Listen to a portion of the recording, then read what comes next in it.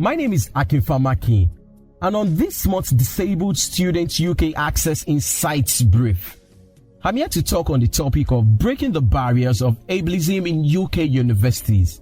I will describe myself as originally Black African and a graduate of Media Practice for Development and Social Change who lives with visual impairment disability. Now, let me kickstart by defining the word ableism as conscious or unconscious favoring of those who are perceived as able over those who are perceived or assessed to be having one form of disability or the other.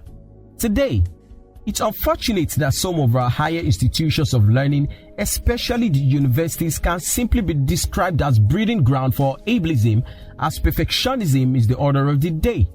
So, the disabled people community that comprises both students and staff are seen as tragic, inferior, educationally subnormal, and somehow expensive to be accommodated in the academic space. There are various ways in which ableism is being reinforced in our universities in the UK today. And I'd start by saying that disabled students' potential in a particular field or discipline of their choice are sometimes overlooked or underestimated. As such, they are easily ordered in a particular space which might not be their choice due to stereotypes or assumptions associated with the nature of the student's disability. So I can recall my lived experience as a media practice student when an advisor asked me to take podcasting module rather than TV and films due to my visual impairment. His reason was that I had coped with an audio-based module rather than visual as a blind student. This piece of advice, however, was against my wish because I wanted to try something different, having had a vast experience in audio production while working as a producer on radio. Yielding to my advisor's advice, I took podcasting and I did well on the module. However, as a result of my passion to take up the new challenge of the field of TV and films, I used my gap periods to study courses in TV and films outside the university, and I really did great in that field, which my advisor had a contrary opinion on due to his misconception about my visual impairment disability. What an ableist misconception.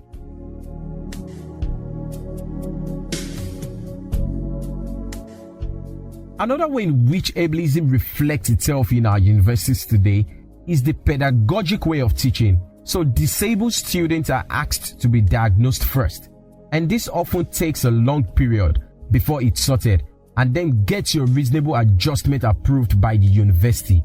Moreover, the platforms of communication and learning are mostly not inclusive, as some universities rarely have captions or transcription for videos, no sign language translation for our deaf students, and surprisingly, most lecturers do not have formal training on inclusive practice. So our lecturers would always like to stick to the rigorous academic text, reading list and formal examination, rather than exploring other options such as spoken word, podcast, poetry, short blogs, and films.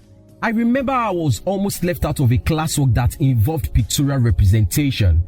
So I made it known to the module instructor of my intention to participate by exploring spoken word.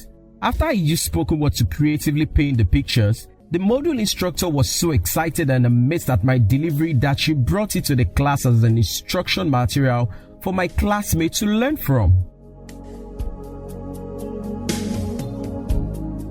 Now, what about the level of accessibility to the physical space in our higher institutions of learning? Places such as classrooms, libraries, lecture theaters, offices, amongst others, are unconsciously designed or arranged to reinforce ableism, therefore making it difficult to access these indispensable spaces by students and staff with disabilities.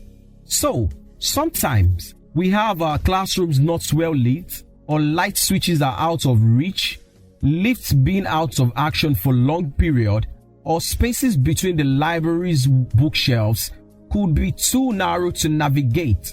Now, you can imagine how challenging it could be for someone like me who is visually impaired, navigating through a dimly lit classroom where the seats are arranged without architectural design that takes blind students into consideration. And I can still recall that experience of one of my friends who is a wheelchair user.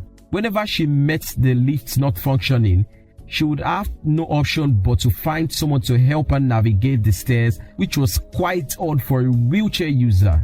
Moreover, challenges such as university transport system not fully accessible or out of service, lecture rooms that are either too hot or too cold, or other ways in which ableism negatively affects the disabled students in our universities.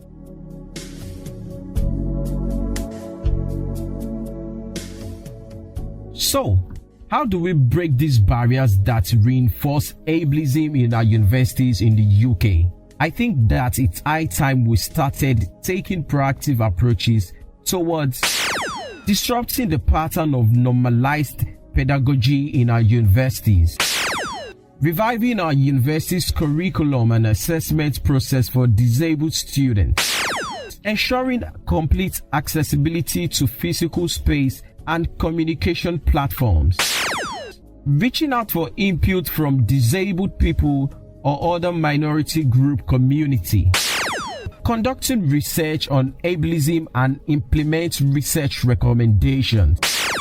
And I'd conclude by saying that it's time we turn things around for disabled students and staff, as I'd like to see our higher institutions of learning in the UK as a setting that encourages total inclusion and diversity.